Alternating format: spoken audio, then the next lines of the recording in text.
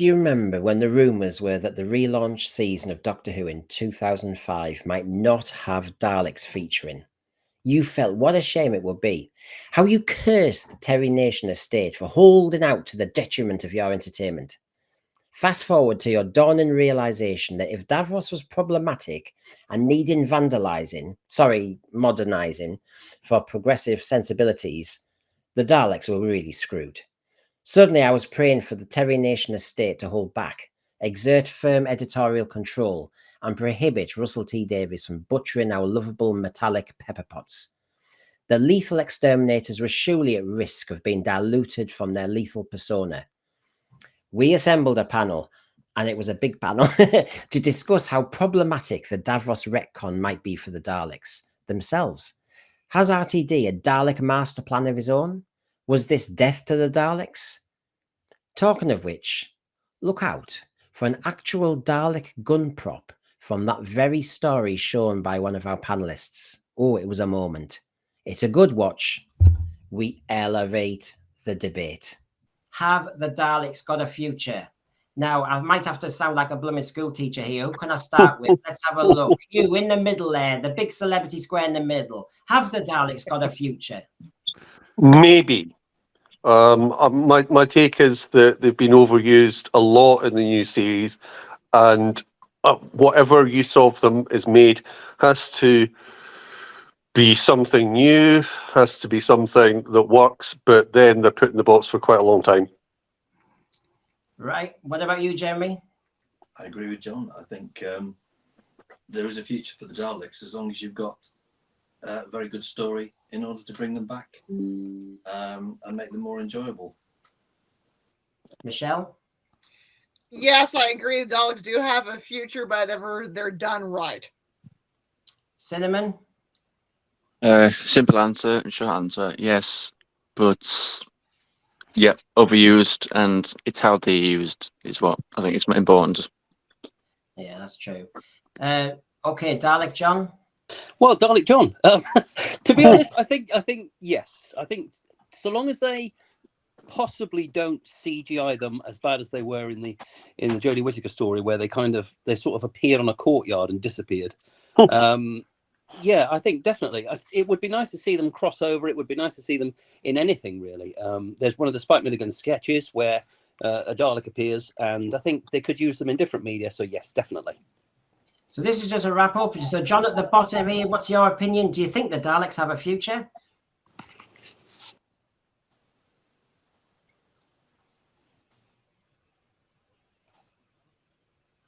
Yeah, there's been a time delay there, so we'll move over to Cinnamon. What's your opinion on where we stand with Daleks, really?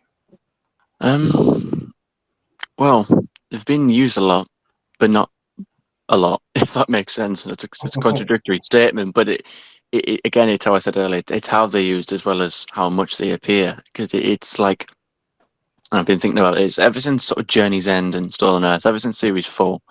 They haven't really had a big. I mean, I have to say, I haven't rewatched Asylum of the Daleks in a while. I haven't rewatched Magician's Apprentice, that Series 9 two-parter, in a while. So I'm kind of going off just like memory here.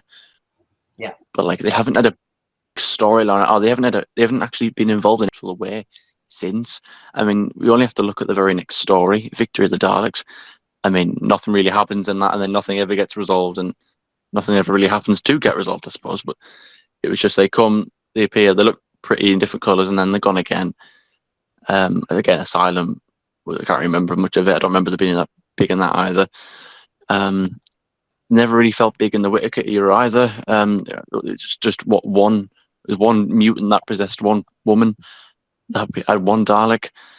And again, I suppose, was it Resolution of the Daleks? A bit better, but I guess, and then you get to Flux, where they appeared very briefly, just like, I think, that CGI shot just in the background, they were just there. And even in the Power of the Doctor, I mean, that's a master story, I'd say. You've got the Master dancing to Rasputin, but then you've got Cybermen and Daleks looking at each other. I think even a Dalek even popped in the TARDIS for that. And it's like they're there, they're appearing, but it's like, what is the use of them? They're not getting used. Yeah, they're so almost like... to rest them, I think, is the right decision to rest them.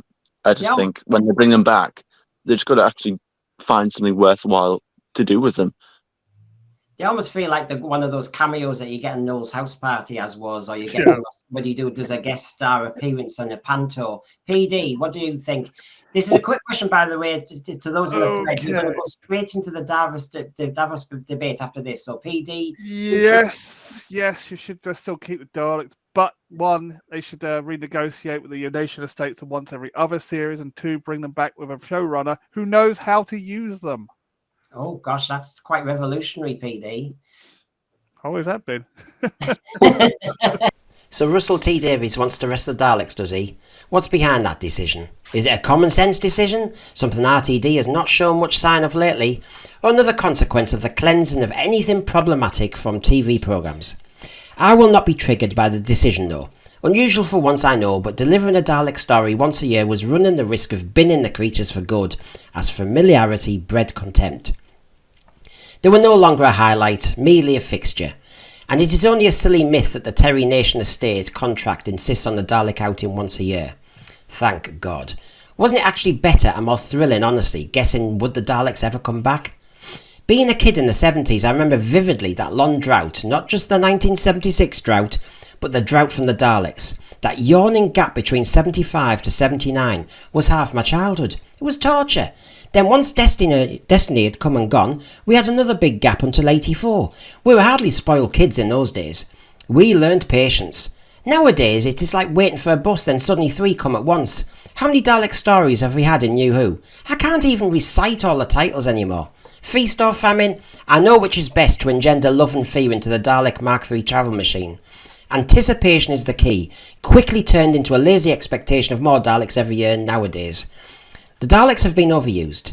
In Doctor Who terms, they have ran a fair few marathons and need resting. It is good for the brand. Look at how unwell Eddie Izzard looked after doing all his back-to-back marathons. It's not good for you. The Daleks should be packed off for a holiday to chill out. I mean, with their wheels, I reckon they could go ice skating on the planet Spyro on ice Kano craters, or possibly chill out sliding on the next series of ITV's Dancing on Ice. Their overuse is neglect, really. There's been a lack of thinking about the Dalek brand. Customers taking them for granted is not good for the brand. They were reduced to stunt value, ratings whores to give a marginal bounce of interest in the TV show, diminished to mere foot soldier status in many plots. The Daleks and Tony Blair as strange bedfellows, they were the future once. At their best, Daleks are bone-chilling. Give them claustrophobic, inescapable dark corridors, a lift in a metallic city, a base under siege.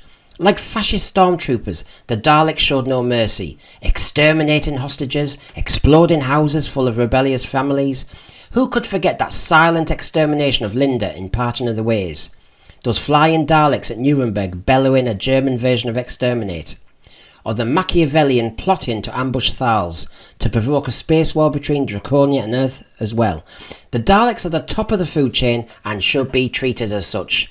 I mean, Daleks at their best are relentless. They can use flamethrowers, stun, paralyse, kill. They can fly, they can hover, they can adapt their guns at short notice. They can cope with power cuts. They know how to defeat mashed potato paint gunned into their eyes. They can even operate under the River Thames, their metallic casing even able to resist the floating turds and sewage swirling in ever greater numbers. There is the real definition of Daleks. No turd or stool can get in their way to world domination. But, and here is the big but, they have been messed with, played with like some matchbox cars that are now dented, bumped and scratched. We have had stories in the Dalek, we have heard their psychological yearnings, we have seen them modified, we have seen them unwell with viruses, we have seen them having civil war with their brother Daleks, metallic Mitchell brothers at each other's sink plungers, seen them commit self-harm amidst a crisis of confidence. They are now the space snowflakes. I've seen stone Daleks, invisible Daleks, hybrid Daleks. They are like the Doctor Who version of Transformers, or like Barbie or Action Man. You can put them in different outfits. They've just become merchandise sugar rushes. They also have ever-changing leadership structures that would make a good Big Brother experiment all of its own. We have various iterations of the Supreme Dalek, depending on what colour is in vogue in Milan or Paris that year. Scout Daleks, I'm sure Brownie's next, I'm sure. Emperor Daleks, Clearly a very problematic word, but I dare say linking it to evil is just the ticket for our trendy showrunners. They even had a Dalek version of Tom Hardy, the Special Weapons Dalek. No messing with him. Or maybe the Special Weapons Dalek was the first example of non-binary in the Universe. He was neither normal Dalek nor leader. He was special. We all like to be special nowadays with our labels, don't we? So the Special Weapons Dalek was the bling Dalek, the progressive Dalek. He was the future. In 1975 it all changed, like some Raston Warrior flash. The world changed once Davros appeared as the creator of the Daleks. He had the greatest entrance, almost like Alexis Colby walking into the courtroom in Dynasty. Joan Collins had shoulder pads and hat, Davros had a life support system and a nice line and leather aprons. But this ultimately led to the Dalek demise. Just like the Bionic Woman was a more successful show than the $6 Million Man, Davros overshadowed the Daleks. And once the Civil War Grand Dalek soap opera started in the 80s, we got bogged down in who hated who trusted who owed who. EastEnders had nothing on Dalek rivalry. Today, Daleks can be made from Sheffield steel, Davros' own breasts, dead bodies, a human harvest, a cuddly toy maybe, or a set of saucepans next. What can now create a Dalek nowadays would sit quite comfortably in a Delia Smith cookery book. With that list of items, Davros breast skin, harvested human flesh, and a set of Sheffield steel. Sounds like the unmade episode of Ready Steady Cook. Maybe the Daleks need a rest from lazy writing, from writers who want the Daleks to feel, to be emotional, to be in touch with their inner gender turmoils, to show more kindness. Maybe it is best that, like a valued, loved pet, we end the suffering and humiliation now and let the Dalek go, put them down. RTD is in full vandalism mode, and with his edicts on New Who being pronounced regularly on Doctor Who Unleashed like some Imperial Dalek rant, I think the Daleks will be at risk of being eradicated or permanently changed in a scorched earth policy that the Daleks themselves will be proud of. In order to save the Daleks from his show-running powers, they need a long rest. So Right. Russell T. Davies wants to... I don't think you want it again. So there you go. Any feedback, any thoughts on the Daleks and our predicament that we're in 2024 regarding their use? I'll start with PD.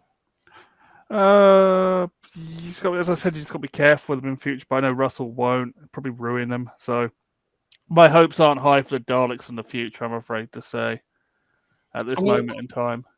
Let's play here. PD, how bad do you think it could get, following the logic that RTD follows with how he's dealt with Davros? How bad do you think it could get regarding a redesign or something? Oh yeah, well we've seen redesigns of Daleks before. We've seen Chibnall's redesigns with the Gatling guns that do nothing, and the what you call the M&M's Daleks, which was Moffat's redesign. Yes. Love them. Love them. I like the second version, but don't like the first version. Oh, do you know, Brad? Like I said about it, I'll tell you this. I'll tell you this about those Daleks. Do you know 5 of those original Daleks from season 5 were actually destroyed? Oh, they should have given them to me.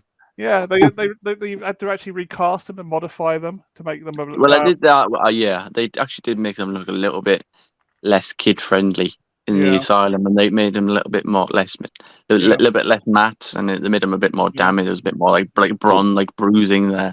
Yeah, but overall, I always didn't mind them. Yeah, only two of those 5 Daleks are actually still in one piece. Do you know which colour they are? The yellow one and the orange one. The orange one was auctioned, and the yellow one was kept. That was all right. The yellow one was my favourite anyway. Yeah, the other 3 are all smashed up or modified. They all looked quite flimsy, PD, really, you know. I mean, they were massive, but they looked hollow. You couldn't have them now because it'd be fat shaming because they look fat. That's kind of why I liked them, because they were that bigger. They were a lot more physically imposing. Chunky, yeah. The voice was a lot more intimidating. You know, I mean, I like Nick Briggs as much as the next guy, but they had a really deep, and they were pretty big. And I always remember, like probably John Pertwee or William Hartnell always saying that how they struggled to sort of bounce off them because, I mean, they were fairly small and they were pushed around a lot, whereas these guys looked a lot bigger. Apart from that little bit at the back, which me and Brendan were discussing before, how it sort of delves in a little bit. But just, the Dalek and the big Dalek base at the bottom, You know, and I think Yeah. you look at the bronze one there. We've had the bronze one for such a long time now. I think when it comes to redesign, I wouldn't mind as long as it looks good. I mean, I'd personally argue that those Teletubby Daleks look better than the Chibnall ones because the Chibnall ones were way too skinny and looked a bit sort of strange and didn't really give off a good Dalek design really for me. But design isn't really that big of a factor. It's Sonic. I'm not really that bothered if it looks different. When I asked the panel, and please, Thread, tell us, we're going to go through in whether we're worried about where the Daleks are going to be in the next year or two. I know he's resting them at the moment, which is a nice euphemism for him either thinking how he's going to get out of the pickle he's in with Desmond, or whether he's actually thinking, I'll go slowly with how I completely change them. So knowing that, I asked the panel, and I'm asking you in the thread, where did it start to go wrong with the Daleks? Now, you've heard a few kind of comments here, and I'll try and dance around with the photographs so we can actually get to it, where we can't blame RTD, I don't think, for everything. There have been some misturns with the Daleks. I mean, from that moment when they were kind of almost entombed in their own city, scared of the Thals to a degree, blah, blah, blah, to where they are now. Where did the evolution go wrong? Because I think one of the questions I asked on my thumbnail basically was, have the Daleks brought about their own extermination, having been tinkered with so much? So, Jeremy, where would you start? Which story was where the rot started to set in? And that story. Is that Resolution? It's the Jodie Whittaker Dalek story. I've forgotten what it's called now. Yeah. I've been trying to be really good on Jodie's era. Yes, it was Resolution. So go and talk away, Jeremy, and tell me why you're probably, that's a problem to you. But also at this stage as well, where they have the smarty Daleks, should we say? Not a great design, didn't really catch on. But I think really, when they don't bring the Daleks back with a really good story, I think that's when there's a problem. You've got to, if you're going to bring the Daleks back, you need to have a really good story to bring them back, so they've got maximum impact. What do you look? We're fans, and we've seen all the stories, Jeremy. What honestly, if you were advising some of these younger writers now on how to use the Daleks properly, I mean, I said in my rant that basically, giving me a planet of Daleks, dark corridor, there's not much of escape. Genesis of the Daleks did the same. It was all corridors, bit of running around. As a kid, I was scared stiff that basically, what if there's no door there? What if you can't get in the lift at the end? You need to kind of have the characters trapped in a kind of city or a place with Daleks or under siege. Jeremy, if you're advising writers, where's best to put the Daleks, and then we'll work out why it went wrong with various iterations. Well, I mean, the best thing for writers to do is to watch some of the old stories and look at the construction of the stories and which stories work best, and then from that, then they can write their own story around the construction of the way, the formula of how you bring back the Daleks. But it's got to be a strong story, and it's got to be a reason for the Daleks to return. So why didn't you like the Resolution Dalek regarding it created itself? Really, it was very clever. Wasn't this like Dalek in 2005, where basically you've got one lone Dalek and it kind of was resourceful? I mean, tell me please why you, and I know many others, I'm trying to be a chair, found this problematic. Well, one, I didn't like the Jodie Whittaker series, so that put me right off. Secondly, I didn't like the design of the Dalek, and right away, it just puts you right off it, which is a shame. I think the Daleks deserve better, and I would have thought that the Terry Nation estate would have demanded, a better story and better design of the Daleks. Everybody seems to be cynical about the Terry Nation estate, thinking, well, they're happy as long as the merchandise is coming in, as long as the money's coming in, you can do what you want, You've got to have a good, really good story and a good design of the Dalek, etc., in order for it to sell well. Now, it and for the merchandise to sell as well. Now, Jeremy, you've set up a lovely display there. Out of that collection there, can you show the viewers what you would think is the best Dalek design, which is the you know, where we should go? I mean, you've got the day of the Dalek design. Yeah. And then, of course, the genesis of the Daleks design. So I would say, you know, either one of those, I think, is probably going to be the best. Now we know that classic design. Now, is color important? Does that help? You know, take us through why you've chosen those two. I suppose color is important. What I don't like, I never really appreciated, is the white Daleks. I don't think they cut it for me, really. But they're our favourites. I Not the prefer Imperial Daleks. I've actually got my own I Like White Daleks Facebook group. But I think, as I said, I mean, the movie Daleks are all right. Yeah. I also quite like, you know, the early TV comic Daleks in the 1970s, where they had like the red tops. Yeah, and yellow they were awesome. I thought that was quite interesting. And particularly the torchy Dalek from Planet of the Daleks. Yeah. Oh yeah, the Supreme one with the flashing light. Yeah, well, Colin here. I mean, I'm going to go around the panel on where you think that it went wrong and how we should sell the Daleks properly. Colin says here there were a few minutes in Dalek when he thought they might actually have it join the TARDIS crew, which would have been a very interesting take. I have to say, Colin, I know in a way I know where you're going with that, because I know it's been rated by a lot of the panel as one of the strong suits, and we'll talk about Dalek and why it worked in mostly later. But while we're talking about weak spots of Dalek stories and all the rest of it, the one weak spot in that story I would say is as I said it in my rant, it's the touchy-feely thing. I never knew if you touched a Dalek, it could grab your DNA and genes and start to tinker around.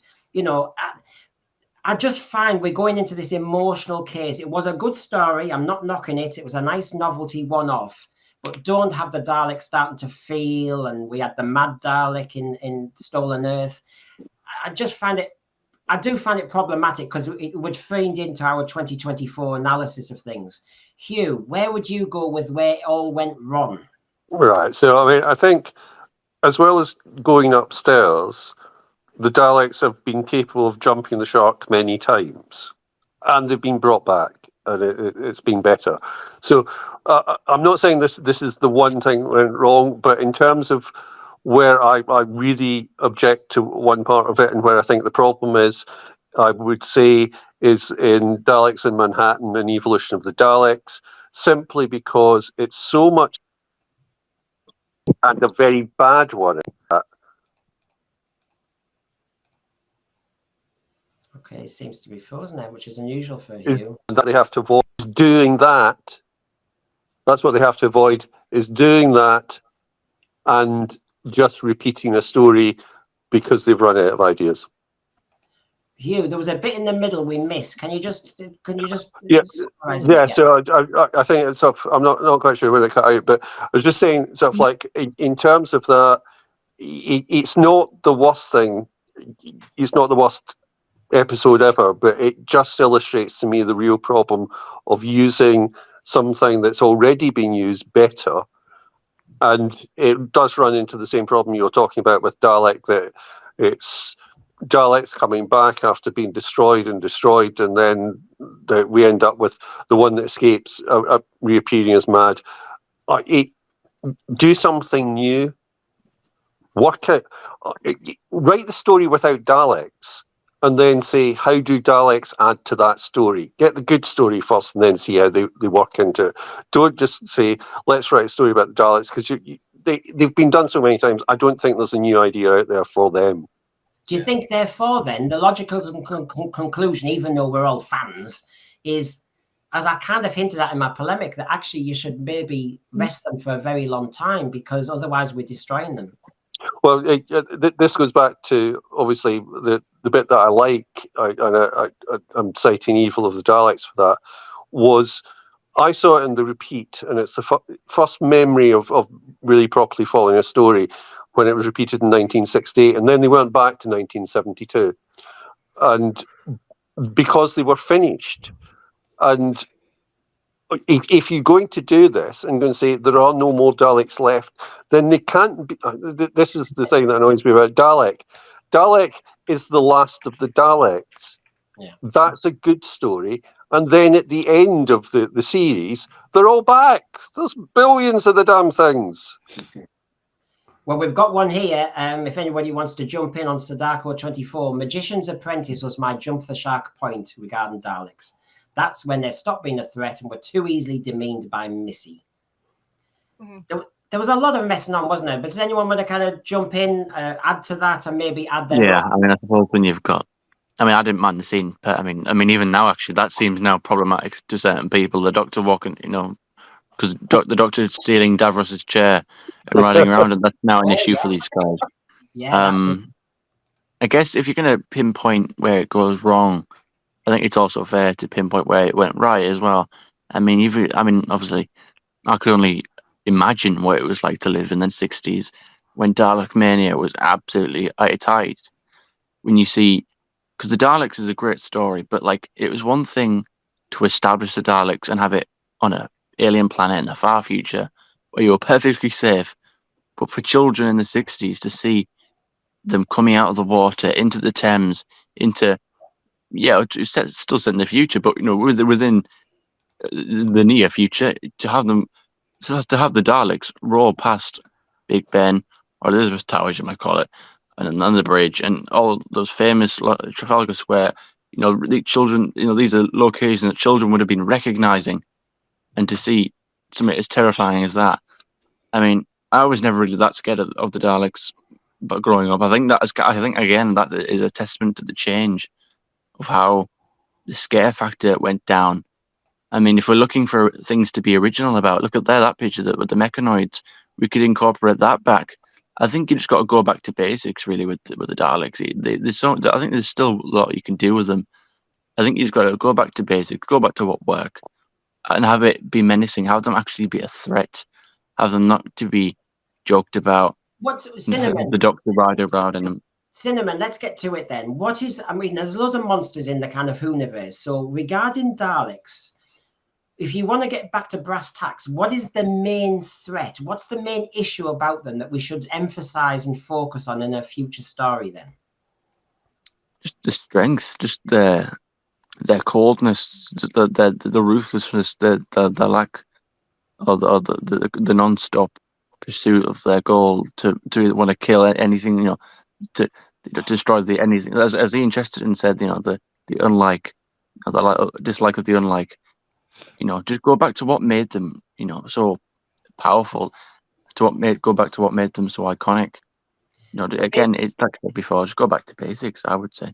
So basically, it all went wrong. Chibnall onwards, Moffat, Chibnall. Too much tinkering there. We've mentioned the Jelly Baby or Teletubby Daleks. Dalek John at the bottom. Where would you say it started to go wrong with the Daleks? Well, I would say from the Dalek Sec, the first human Dalek hybrid, because they put him on the front of the Radio Times, kind of going, which was a little odd. It perhaps wasn't handled very well. Someone, I'm fairly sure, said that Moffat had said, I'm not writing a children's serial, I'm writing a drama story. Yeah. I don't know if that's true. But he said that the BBC had then said to him, well, we want to have merchandise to sell, so that's why he had to put the Dalek in that was on its back, kind of injured and damaged.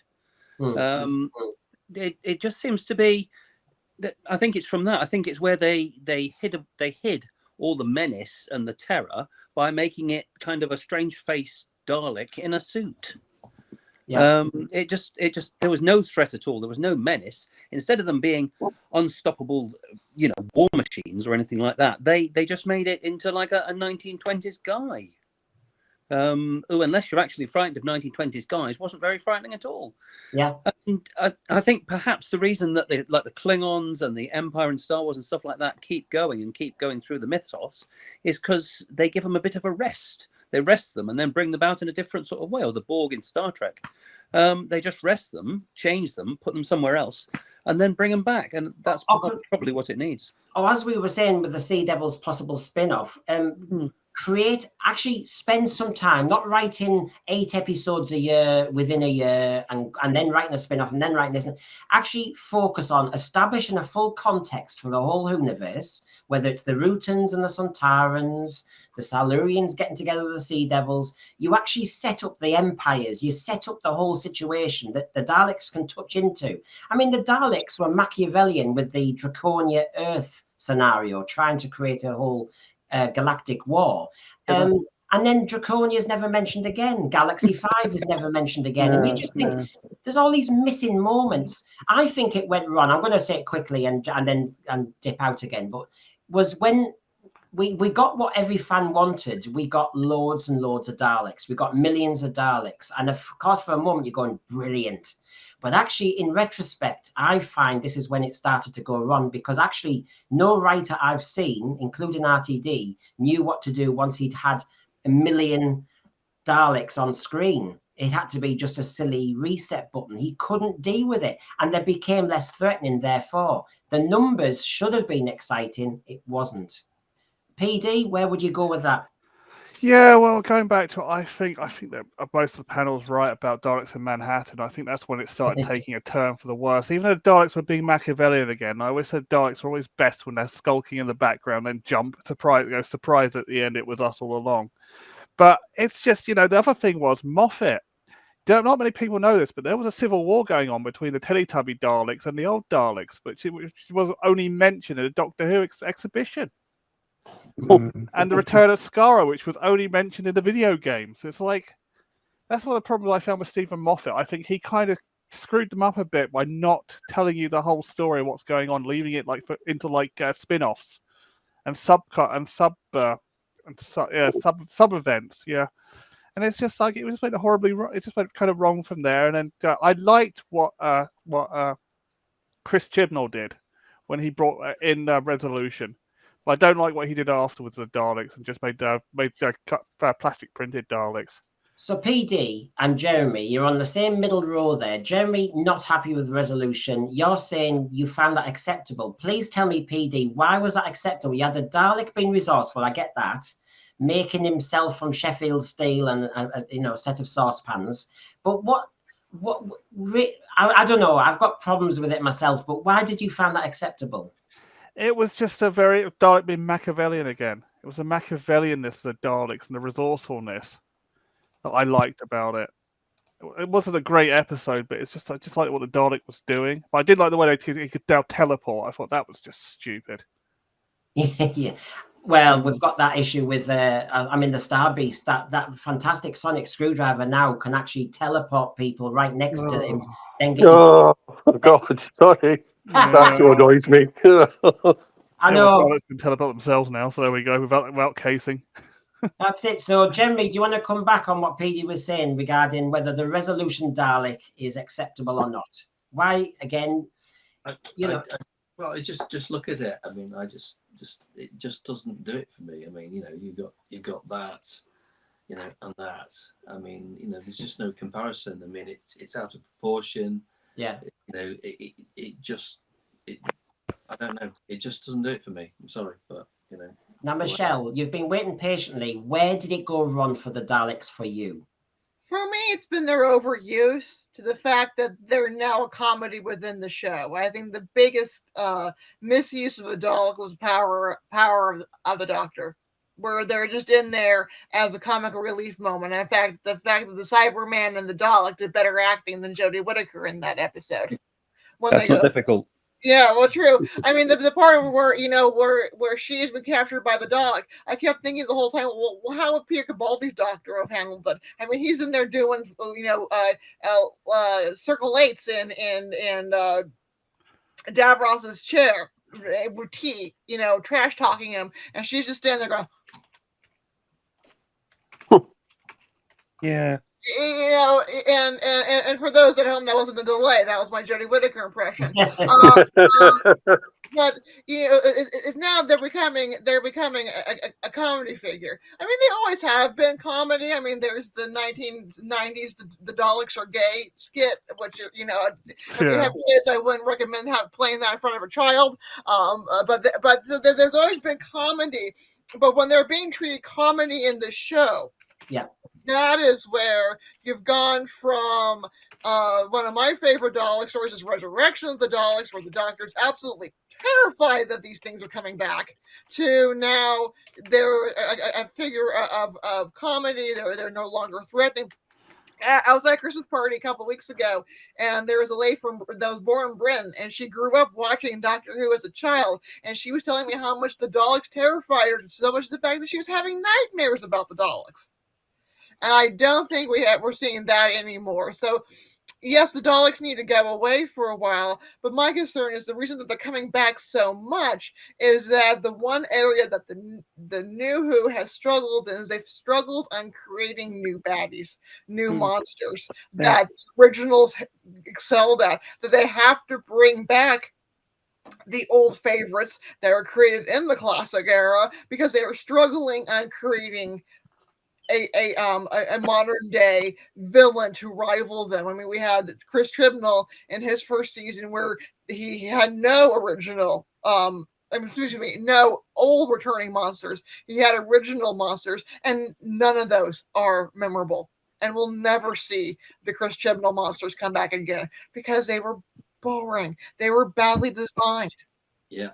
That's a really good point, because we need to go back to having original monsters. Like we need to have another Blink. We need to have another, you know, that kind of thing. We need to be innovative, because it's like, however long the show may continue for, you know, can we just keep wheeling out the same old classics? We've got to constantly be making new villains to be scared of, and then have new fan favorites. Yeah, I think that's the point you mentioned about Resurrection, because Resurrection and Attack of the Cybermen are both tremendously grim. And like, loads of people die, and even like the goody people are just grim. Everyone in it. So possibly they need to look, instead of everything being right on and hip and happening and everything like that, they need to look on. Maybe if you write a story that's grim, instead of trying to tick so many boxes, possibly. Yeah, have I gone around the whole panel? I just want to make sure. Has everybody said where they thought the low point was? I'd also like to just be a bit controversial by saying, isn't it about time that we have another actor to do the Dalek voices? Oh, amen to that. Yeah. Amen. Yeah. To Monopoly. Yeah.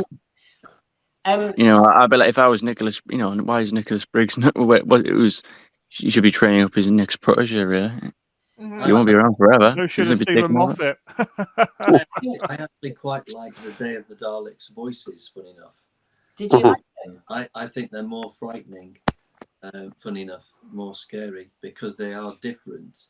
But I mean, that it might be because that was the first Dalek story I ever watched. But, Me too. Right. What? So just so we've got this right, what got us behind the settee? What got us scared about Daleks in particular, and then we can start to really say, well, what do you think Disney will do with them? Where we're going to go with this? Because I think we should explore a little bit. Can I just say, when I was, I think, 5 at Middlesbrough Town Hall, John Pertwee was doing a tour with the Doctor Who exhibition. Yes, he did. Yeah, and it went everywhere. And I remember the queue in Middlesbrough to get in. And we had to drag my little 3-year-old brother who couldn't stand Doctor Who because, of course, his brother liked it, so he went contrary. And there are people like that, you know. They are. There was a lot about. So basically, we're queued on my behalf, the whole family, for a long time to get in the crypt of the town hall. And, of course, great exhibition, apparently it was. My problem is one of the first rooms you saw was the actual Dalek control center. And they were on little railings. There was a railing protector around it. You got all the Scaro control room sound effects, and you had the Dalek voice. And my mum and dad kept saying, there's actors inside. Don't you worry. You do understand, don't you? Yes, I do understand. Yes, I kept saying. They kept reinforcing it. As soon as we got into that room, in that control center, the Daleks moved from the back of the set to the front, and the Dalek voice boomed. And it wasn't Nicholas Briggs, as you know, it will have been Or another. Skelton. Yeah, and my God, I ran like hell, fear dripping out of me. They couldn't get me back in. They couldn't get me back in, and it was that conflation of the voice and them moving, which is why I said in my polemic, you just need Daleks in a corridor where you cannot get out. Yeah. Go on. Sorry, Michelle. Go on. Well, it's funny. One time in an interview, Colin Baker said the scariest the Daleks ever were. But one time, right when they were filming his Dalek episode, and it was at the end of the day, and he thought he was the last person on set, and he had to walk across the soundstage. And next thing, the Dalek moved, and it was a repairman in there fixing it. But that dark corridor, that dark film set, and next thing, that eye stalk moved. Oh yes, I mean, and I saw it That again. Uncanny Valley, isn't it, as well? I saw Yeah. at Earl's Court. What was that, about 2008, 2009? At Earl's Court. I went to the exhibition there, as a lot of people, I suppose, did. Did you see the one at Olympia? I didn't get to that one, PD. Oh, that's a shame. I'll tell you. Just going back just quickly. Yeah, because I had the same experience as you had at Olympia. We went in the room with the Supreme Dalek and the Dalek during the Stark Civil War bit. Yeah. God, that voice, that Dalek, the way it moves, it does scare the living daylight. That's why they're scary. Yeah, and The voice and the presence. And what I was saying to me and Jamie when we were at Earl's Court, what I found fascinating was 2008, 2009. I'm not scared of Daleks now. I've got over it. But, oh my God, there was a little 7 or 8 year old kid there. And his mum and dad had been walking ahead. And, you know, the sets are better now. And it said, right, sealed doors and all the rest of it. And so basically it looked as though we were in a sealed room. And from behind boxes or something rose this Dalek who said, you know, we're under threat and we're all going to die type thing. And this kid was bricking it. But you could see his eyes. But we were there and I just stood near him, me and Jamie, and we just thought, well, I think that's me years ago. So we stood there because the poor kid had been disconnected from his parents and was on his own with the Supreme Dalek who was raising and elevating. So they still get that thrill. And of course, confined space, booming voice. What the hell am I going to do? They're classic Minotaurs. You've got to have the Minotaur in the maze. Mm-hmm. Yeah. That's the best. If you're just out in the open in an army just shooting stuff, they're just quite boring. The second you put them in a maze as a Minotaur, God, they're scary. Yeah. I do think they were scary, though. I must be honest. The first one I saw was the Day of the Daleks, and seeing them not on an alien planet, seeing them in, you know, like fields and stuff like that. And when you listen to anyone, including people that were involved, they said, "Oh, there's only 3 Daleks. That's rubbish." But there's a bit where the Dalek speaks to the Gold Dalek speaks to the Ogrons and asks them if they found the people, and it says, "Hunt them, exterminate them."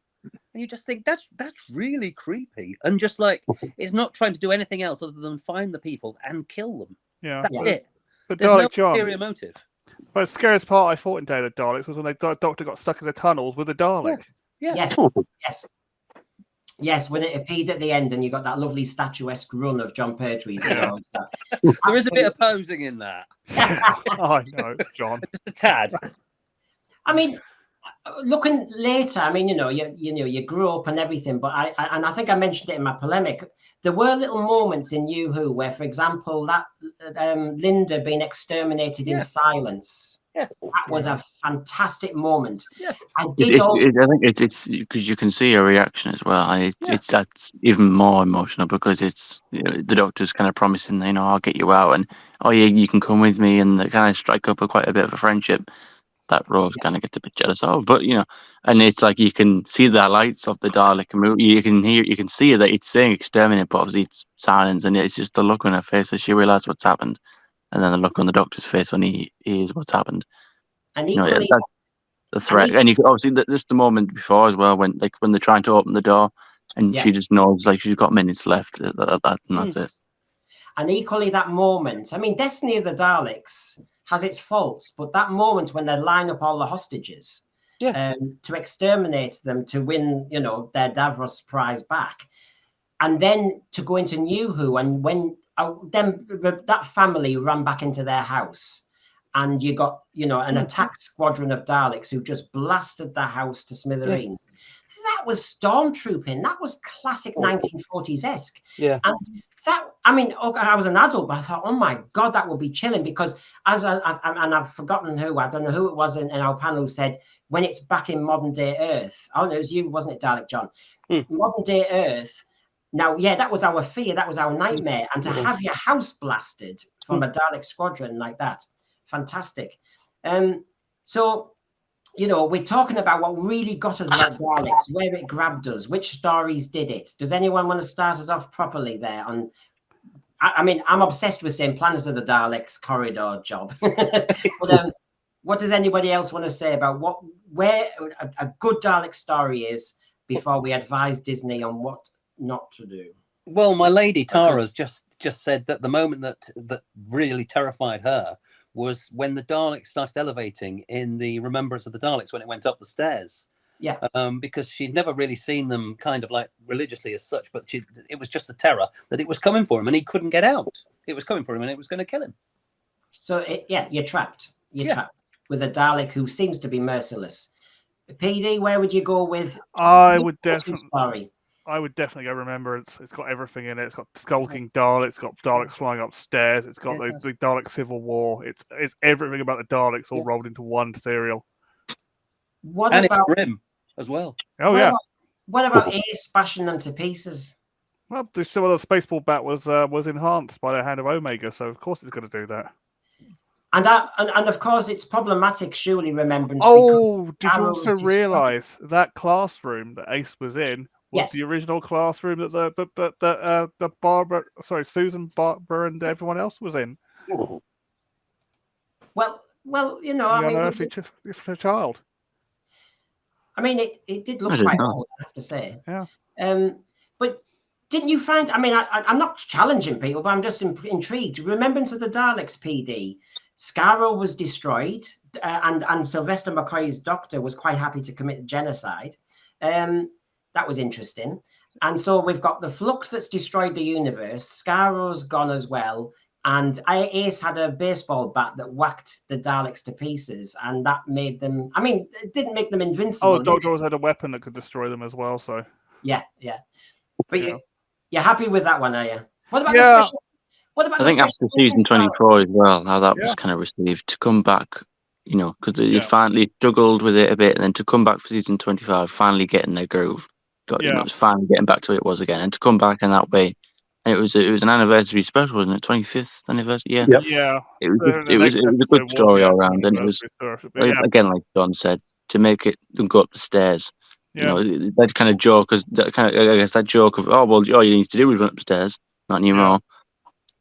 I think Evil the Daleks as well. You know, as I said before, the 60s mania, Evil the Daleks. I was going to say Genesis, but I thought that's more of a Davros story. I did feel like the Daleks took a slight sidestep to that. That's easy. I mean, and this is one of mine, and I know some of the panel, when they wrote to me, said the death to the Daleks, and JWC reviews have said it as well. Death of the Daleks was great. They lost their ability to kill, had to strap on machine guns, they had to be cunning. And I liked that. And of course, I love the little TARDIS that they modeled that they had in the spaceship. They had a model maker going as well. But basically, and I think Dalek John also said, or did you say Death of the Daleks, or you just have the ray gun on the wall? That's what you were saying. Yeah, I've got the ray gun on the wall. Hang on. Hang on. Right, well, I'll take that off. There you go, so people can see it. But I tell you what, I can't compete with this. There it is. Go on, you tell us about it, Dalek John. Well, that's the actual gun. And Terry Malloy signed it, and a couple of other people have signed it, and it's there we are. I don't know, can you see it now? It's all come from Bapti, yeah. Gosh. So that's where they couldn't use their kind of like modern weapons, so they had to use submachine guns. So I think that's the thing, maybe to step away or something like that. I mean, possibly it would be nice to see some stories where they win, and in a spin-off universe. Perhaps the idea is to make them grimmer, and let them win more. Because I find just let them kill. Even like you said there about resurrection, you know, like Eric Saywood must have had a lot of anger. He must have invented a lot of anger on that one. I mean, you know, it was the highest body count. It wasn't just inducted, wasn't it? Something else. It was the highest body count in a certain like TV or something at the time. It broke some sort of record. Yeah, you know, it was cool. Just have them like that many people killed because of them. Maybe not always because they can't Daleks kill them, but so much death that happens. Yeah. Because of their presence, because they were there. Well, just even for that to make them imposing and make them dangerous. Well, while we're in the middle of discussing this, and I do, because I advertised it, want to talk about what we think the Disney effect on this type of model and design might be. Let's just kind of take a dive one way or other, and we've got let's have a look. We've got one more appearance of William Walkie just to see what they were saying about Daleks. Let's have a look. I haven't got the right one. Let's have a look. Just have a look. I love being able to be really good at this. The gift that keeps giving. Comes with time. It comes with. Anyway, that's not quite ready yet. So what we were saying about the need to win sometimes. I like the idea of that, because Genesis of the Daleks chilled me at the end when the Dalek turned and almost broke the fourth wall, I suppose, and said we are not defeated. And that kind of thing, to me, I was 6 or 7. Wow, you think, whoa, that kind of thing. And so would that fall into your idea that sometimes they have to win? I think so as well. Even if they just get, even if they just get close. I mean, like I said earlier, the series 4 finale, the fact that they were able to move all the planets and they were building it up, it was quite creepy. The stars are going out. Why are the bees disappearing?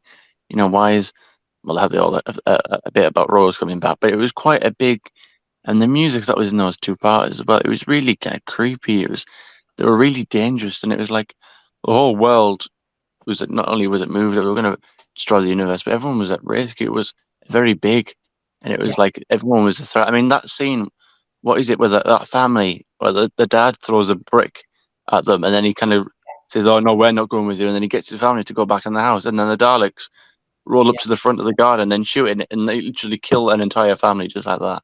I mean, when they do that, and there's no negotiation at all. We've got JWC Reviews is just helping us here. 31 on-screen deaths in Resurrections. There you go. I mean, that is big. I mean, we can do. I think there's some there's some Doctor Who stories now where nobody dies. I mean, that's the future. Yeah, and that was the thing, I guess, with the Whittaker era in general. They never felt there was enough, tension or enough. Everything felt too kind of positive. Nothing felt like dark. Nothing. There was not enough grimness to the stories. It never felt like it was like too much. Nothing ever felt low. I think the stories where no one died, I think that was offending dead people. Oh yeah, a lot of them had written into the BBC saying, "Well, I've been dead for quite a while, and you shouldn't, basically, you should have stories where no one dies." Don't get my hopes up. I think there was a reasonable take whenever you got some where no one dies, and sort of obviously that's the Doctor dances. But yeah, to then have particularly no one of import dying is a problem. Yeah. Well, they can't kill anybody anymore. The companions, when they can kill the companions, they bring them back. How many times did Rory die? Oh yeah. Clara is still alive. Bill Potts is still alive. Adric's still dead. Katerina is still dead. But this idea, which I think is funny, is because death is a part of life. And so to have where nobody dies, sometimes in war, innocents die. Yeah. Especially when you're fighting with a ruthless enemy that has no moral conscience like the Daleks or the Cybermen. There's no morality in them, no humanity in them. That's what makes them so scary. And to have nobody die, or this idea that you're cheapening them, is just taking away really gives a bad moral lesson to kids that we're trying to say, well, this is a family show, this should have morality, this should have lessons to it. Well, what are we teaching them when nobody dies, it just cheapens, and it also, again, it takes away the danger. Now, having an episode like the Doctor Dances where everybody lives, that was special because it was novel. It never Yeah. happened again. Yeah. The doctor who had been coming out of the Time War, where he couldn't save everybody, because this is a doctor who believes that that he personally destroyed Gallifrey on the day Arcadia fell. He is the one that killed, as they say in the 50th anniversary, how many children were on Gallifrey. And so the idea that just this once, Rose, everybody lives, especially for the Blitz that didn't care who you were. I lost a part of my English family I thought were dead for decades because of the Blitz. It wasn't through Ancestry.com that I found out that I still have family alive. So when I was watching that episode, I'm thinking that's my Blitz family that died. That reaction to it, that the doesn't care. As the doctor says, I once had a family, and our doctor says I did too, because the Blitz took him away. So it brings home the reality of life, brings home the reality of Doctor Who. You're trying to make a better world, so things like this doesn't happen. But when you have no loss, it cheapens life. And again, what I feel the Daleks are going to become, they're going to become like the Stormtroopers who can't shoot. When was the last time the Stormtroopers killed anybody? Well, on that point, to take a pregnant point, and then I'll come back to you, Hugh. I was just you kind of mentioned Adric there, Michelle, earlier, and on Tuesday at 4 p.m, our next show, our debate is this: how tasty is this? The 5 most controversial moments in Doctor Who. Now, I'm not listing them there; they're just examples of what we might discuss. So, those in the thread, please just send us a message. What you'd like to say you think are the most controversial moments in the whole of Doctor Who history. Is it some of our, examples that are there, or are the other ones? Where do you think the problems are? Most controversial moments, Tuesday at 4 p.m. And Adric was mentioned there by Michelle, so I just thought I'd throw that in. So, Hugh, what were you going to say? No, it was just to pick up on the fact that we talked about Linda's death in terms of that. It's quite scary, but it also has meaning because we know something about her. She is a real person at that stage. There is, you can see the possibility of someone becoming a companion, and those sort of people have to die now and again. Otherwise, there is no jeopardy, which is what you've talked about quite a lot in these shows, Brendan. Yeah. And just to add, Archer Collin has helped me with my planning for Tuesday's programme, which is everything after Capaldi. Oh, that will only take a few. Archer Collin, that'll take me about 4 slides. It'd be about 50 things, wouldn't it? Or 100. If I maybe don't sleep and do a night shift, there we go. Room 101 is not big enough for the entire Chip and Lena. So, just to give everyone a little moment, we have one more excerpt from the William Walkie, who everyone keeps asking me about. They were talking about the Daleks this time, so a couple of moments here.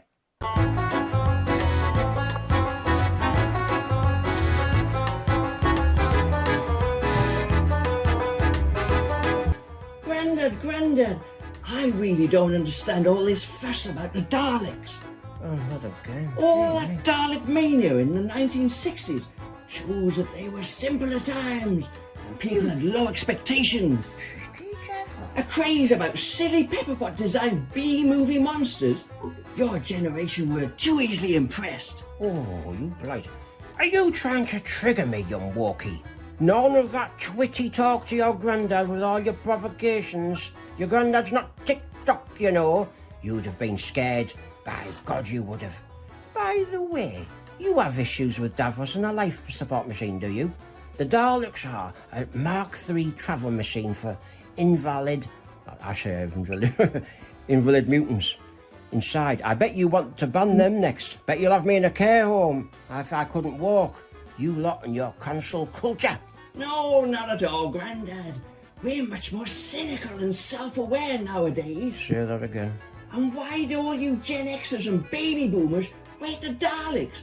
Just because they're some allegory for 1940s fascists? They are. Why does that make them something to be preserved? Listen, young lad, World War II can't be forgotten just because you want more RuPaul or Love Island on the TV. The Daleks are merciless, ruthless, just like those German soldiers were. And it is a bit rich from you, my lad, You lot crave safe spaces, so no one even looks at you funny. No one speaks contrary to you. The only safe space I had from the Daleks was behind the settee. You lot want your universe to be a safe space. You flakies. Oh, but Grandad, the Daleks simply aren't threatening. Oh, really? Oh, they're like dodgy supermarket trolleys. They struggle to stay on Sacrilege. set. We fear much more sophisticated things nowadays than the Daleks. Oh, believe your own myth, son. You fear a bad report. You fear grounding from your dad. You fear Gran being disappointed with you so you don't get your pocket money to go get your favourite magazine at your corner shop. You fear a teacher frowning with their bushy eyebrows when they ask you why you were late. You fear being blocked online by your mates. You dread nasty comments on Snapchat. Oh yes, Wokey, your generation of sophisticates fear nothing except your own shadow. Kids today. Oh, Grandad. Well, sorry about that. You know, it's called a Will he ever learn? Well, we're getting to the point. I was saying it gives you a breather to have a think about where we stand with the Daleks. I am obsessed with it, and actually loads of people have been tweeting me all the time about this, which is they are concerned about the situation with the Daleks being rested, what's going to happen with them, but they're very, very concerned. Never mind about RTD and where the BBC like to go with programming nowadays. They are very concerned about the possible Disney influence and what that actually would mean for how you redesign or utilize a Dalek. Because if they find it problematic, Davros wheelchair evil, where do you start with an allegory for 1940s fascists, stormtroopers? Where do you start? So please, in our next part of the discussion, the Daleks will come back. We're sure of it. It's Doctor Who. You can't go without it. But what do you think the Disney influence could be on Daleks? What do you really think could happen? I mean, it's just even aware. I mean, we already know that Russell. They've asked about what this is and what that is. I mean, I don't even think they were too familiar with the toy maker to be told who he was. So will they? Are they smart enough to know kind of what inspired the Daleks, and would that, and if they do, would that cause them to make a change? The problem is, it looks as though RTD doesn't hold. If he's the custodian of the show, you'd think, okay, Disney can ask questions. That's fair enough. They're bringing in some of the money. But when they ask the question, why isn't he persuasively shooting them back down to explain? That's my problem. They can be explained quite easily, surely. He's a master craftsman at being a showman. So, why can't he explain this scenario? So, I'm not an expert on Disney anymore. I mean, I don't think the Daleks are going to sing. They can't dance patently, but what could they do with the Daleks that would be acceptable to Disney? Michelle, what do you think they could do with them? Honestly. Well, they did have the Eurovision where they did try to dance and sing. Again, that was. I mean, that was funny. I had no problem with that. I have no problem with Dalek humor. Yeah. I'm afraid they're going to turn into the stormtroopers where they can't shoot straight. I mean, but at a time period where hate is on the rise for all groups, taking away the 1940s analogy of a Dalek being this little fascist thing is dangerous, and I think we kind of need a allegory of a hate-filled creature more than ever in society. But I think instead of saying exterminate, he's going to go exfoliate and shoot out little flowers. Well, I worry about this because when we joke, for a fact, they are going to find it a problem that lots of people will die. They are going to find it problem, maybe the word exterminate. I think the verb exterminate might be problematic because it's resonance to 1940s. I just think you could, and yet that was one of my chilling moments as an adult when that, the Nuremberg, they were flying and exterminate on or something, they said. I mean, PD, Disney, are you full of happiness, full of positive? No, because we're going to have Daleks play victim and shooting blanks. Pretty much, yeah. I mean, this still it's come out recently from from Film Threat lately that all this DEI stuff is actually being pushed by the Writers Guild of America as well. Right. Pretty strongly, and I have a strong feeling that Russell T Davies might also be a member of the Writers Guild of America. I mean, what would be a nightmare? Oh, well, nightmare! Oh, just Daleks. Daleks playing the victim. I think playing like they're the victim in all this, and not they're not the aggressor. They're actually the oppressed, and everyone's attacking them now. Yeah. I mean, Daleks. It was all the mechanized fault. Yeah. I desperately want Barry Letts and Terrence Dicks sitting down, planning it all out, like a template for the universe. That's what I desperately miss. Because it just feels like everything is dot-to-dot drama nowadays, painting by numbers. It's yes, we'll have the Daleks. We'll have if you do have the Daleks, do you think we'll have some preachy moments? Yeah, I remember Austin Powers, a Dr. Evil thing where everyone's going, "Oh, I'm going to come up with this dastardly plan," and then everyone's saying, "Oh, but we already did that," or that person divorced. Austin Powers. That's kind of how the Daleks are now. What plan have we got this week? Oh, let's put a bomb in the center of the planet and blow the core and use it as a pilot like a spaceship. It's like, yeah, but we did that last time, kind of thing. It's like, you know what I mean? That's why they're getting tired. They need new plans as well. Dalek John, when I was talking to you the other day, you sounded really positive and upbeat. I mean, so Disney's okay. I mean, do you think we're okay in Disney's hands? I think we're okay. I mean, it was interesting watching the Willy and the Wonky, the two puppet guys earlier on, where they were saying you used to go and hide behind a sofa. Well, I was terrified of sofas, so we used to just hide behind a Dalek in our house. I think it's where you said about the stormtroopers. Most of the Indiana Jones films have harked back to World War II, including the last one, where they didn't really sort of say, "Oh, it's World War II," but they had a lot of World War II identifiable characters. And that took an awful lot of stick because people said, well, they should move on from World War II. And the people have come back and said, well, we've not got a villain for today that people had recognized for today. Yeah. So I think if Disney got hold of it, they would need to get hold of a good writer. They'd need someone that knew how to deal with them. The ones in the two movies, do take an awful lot of stick, but they're on the big screen and they're bright and colourful, and Peter Cushing's doddering around and everything like that. But it is still Doctor Who. So if they made them as they are in those two movies, albeit different colours or whatever, I think so long as the basic core of them, they want to kill you, is fine, then that should be fine. But it would be interesting to see how they're handled with more money, but with all emotions taken away. The thing is, with more money, and I think of that CGI of all those UFOs, and you think, I mean, JWC Reviews has got two ideas. Let's look at both of them. I'll read them both out and then see what the panel thinks, because we're talking about the future. So take the Daleks, stick them in the American Civil War on the side of the Confederates, symbols of white supremacy. After all, they are the ultimate races. So there's that one, park that one, please. And then his other idea, do a global warming story where a couple of Daleks get thawed out and cause havoc. A bit Ice Warrior-ish, but Disney viewers won't remember that far back, so no problem. So, American Civil War. We haven't done that with Daleks. How about that, Michelle? Well, since you got British cannot do American history properly, so and Americans just can't do history, period. But you guys, even in your history magazines, you guys just cannot do American history. So stay away from my Civil War. It's because we don't have any irony. That's the reason. There was, I forget. I think there was a Dalek story which they had involved in the American Civil War, and it had an enslaved African-American soldier who was rooting for the Confederacy, and I was listening to this and my ears were bleeding. Plus, you also can't do a Southern accent right. You just can't do it right.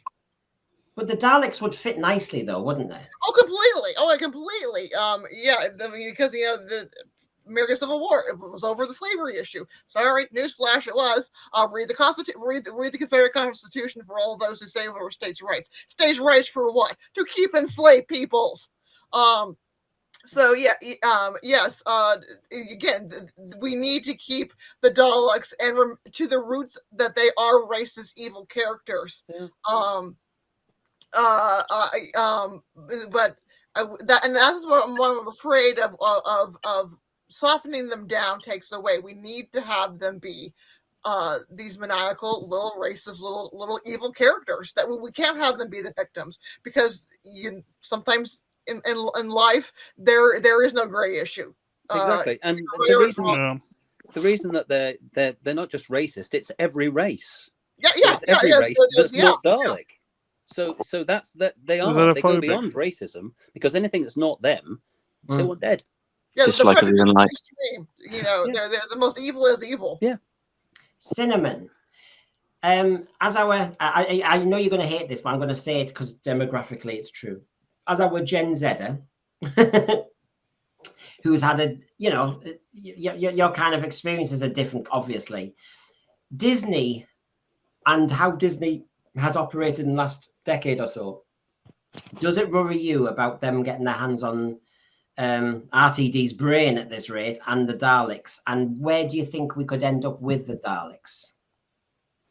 Yeah, because we've seen what they've done with Star Wars, seen what they've done with the MCU, and basically everything else they've managed to get their hands on. And the fact that we were told that they wouldn't have really any major input, they were just kind of there, and maybe they'd have a say at the table, but that was about it. And then we found out just about recently that actually they've got a little bit more input than we thought they originally had. So yeah, it puts one. It makes me nervous. But when you it just pleases me that it's not a Disney-owned brand, so Russell does still have the main say, but just having them, it's like, what are they planning? what are they What are they getting at? What are their secret plan? Cinnamon, I'm not an expert on Marvel and everything. I use it as a shortcut. I don't know what I'm talking about, so it's really a stereotype. But when you mention Marvel then and what they've done with that and what they've maybe done with Star Wars, what is the problem? What is the thing you're concerned about in relation to the Daleks? It's not so much the Daleks in particular, just sort of everything else surrounding the show. I mean, they made one decision that I did agree with. Again, I'll give credit where it's due, and I'll criticize when I feel necessary. They recommended bringing the Doctor in the church in Ruby Road a little bit earlier, which I think benefits it, because that story is similar to Rose in the sense that it centers around the companion first, and she's introduced first, and they make a bigger deal of making a kind of plot point character. But yeah, it's more, I guess, what I worry that they'll do in the future of just the show in general. Will they understand it? Do they know what they're getting into? Will Russell put them right? And then, Russell himself has made some questionable decisions. So does that then help? It's an amalgamation of all sorts of different things, I think. My biggest worry is that I just, because that's the thing. They're obviously investing money into this, and people don't just give money out freely. They obviously want something in return, of some sort of impact on what they're putting money into. I just, you look at what has happened to other franchises, and you just kind of put your hands together and beg that it doesn't happen to yours. Well, it is. Jeremy, Dalek expert there, so to speak. Now, I don't know if you're a Disney expert, but you have your opinion on Disney like we all do. I know where you're going. Paradigm Dalek. If Disney were going to bring back the Daleks, they would look like a bit like this and probably even bigger. Amen to that. But there's no guarantee that Disney are going to bring back the Daleks, or even if Russell T Davies wants to bring back the Daleks. Do you think that's when he said he's resting them? Do you think he actually truly, he's trying to trigger after time? Do you think he really is resting them, and maybe he's resting them to protect them from Disney's claws? Well, Chris Chibnall said, "I have no plans to bring back the Daleks," and I thought, you're going to bring back the Daleks because the ratings are diving. And sure enough, he did. And I think Russell T Davies might be in that similar position, thinking, better bring back the Daleks. So let's get a story together. As to whether Disney will change the Daleks fundamentally, which is another issue, but it depends on what Terry Nation's estate say on that issue. Yeah, I've not factored them in enough actually. Yeah, Disney, Sony, Bad Wolf, and BBC can The thing see. about the Termination estate, I think, not many people have addressed, is that if they're kind of there to kind of protect the copyright and the intellectual property of Termination, what were they thinking of Davros then? Because he's a Termination written character. Yeah. Is the Termination estate all right with that change? The fact that he is so different, Well, I'm not sure what control I have. Hugh, were you going to say something then? Yeah, no. So I was about to say I wasn't really sure because it's the Davros character whether they could restrict that, and because you can do the time thing. Just in terms of my nightmare though, my nightmare is that you get a combination of RTD and Disney who want to bring in the evil. And instead of keeping it as fascist Germany, which is obviously what the Daleks are based on, base it on the everyone we disagree with is a Nazi, and that you have fairly mild conservatives portrayed as Nazis. Yes, because actually, there is an issue regarding. You see on Twitter, you see online that people get to that word quite fast, don't they, nowadays? Yeah. A lot of people are accused of being anywhere close to it when actually all they're saying is, I disagree. JWC reviews. I think the Terry Nation estate wouldn't care as long as the money rolled in. I mean, I said that earlier. I know. I mean, if the money's rolling in, how much pride will you have about that, Michelle? I think also we need to keep the roots of the Daleks the way that they are with the Nazi. Is everything is getting watered down, and we are losing what the real Nazis really stood for. And by calling everybody the N-word now, the Nazi word, we are losing at the heart of what the Nazis truly represented. Mm-hmm. Because if we were truly in a fascist society, that some claim we are, dissent would not be allowed. Look how much dissent there was in real Nazi Germany. It lasted about 5 minutes, and they were killed. Yeah. And this idea that everything has been downgraded, we've taken away in the History Channel, they used to air the documentaries on the Nazis. Now it's all UFOs and aliens. We're losing the heart of what these people really. But I also think I'm going to come to Jeremy, don't we? But I also think, I mean, even YouTube, I think we have to be careful, don't we? I think we can't be using the word too much, actually, even online. Jeremy, what were you going to say? Sorry. I was just going to say that, okay, we talk about the right-wing elements of, and that's what the Daleks were sort of kind of based on. But there is also an extreme communistic left-wing regime as well, which we're seeing a lot in the news at the moment. So it swings and roundabouts to a certain extent. So you can't just sort of base it on that. But any extreme regime, I suppose you can base it on the Daleks to a certain extent. But there are two different extremes, as I say. Yeah, I think it's just, I mean, never mind flux. We're in a state of flux regarding the media, and I said it in my polemic. I would rather they were arrested for quite a long time. I know I had it up there, but somebody said if you arrest it for too long, you might never see them again.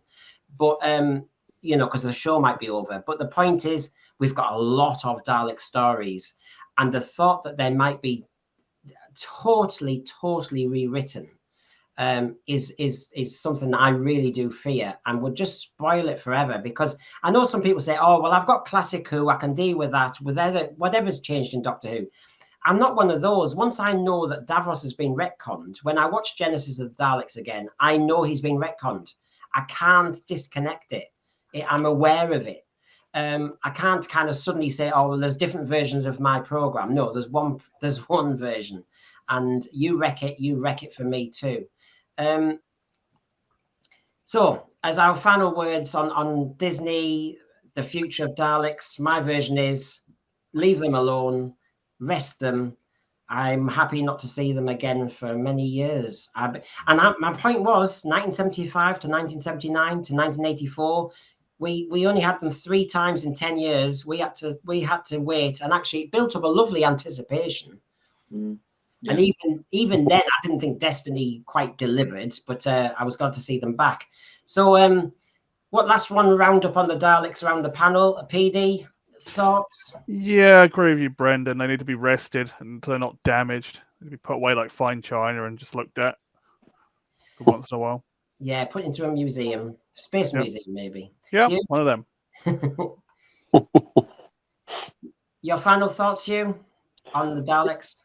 Yeah, I mean, I see JWC's put that you make Davros into a trumping figure. That's my fear, that you just use this as a direct part of the culture wars, and it becomes that.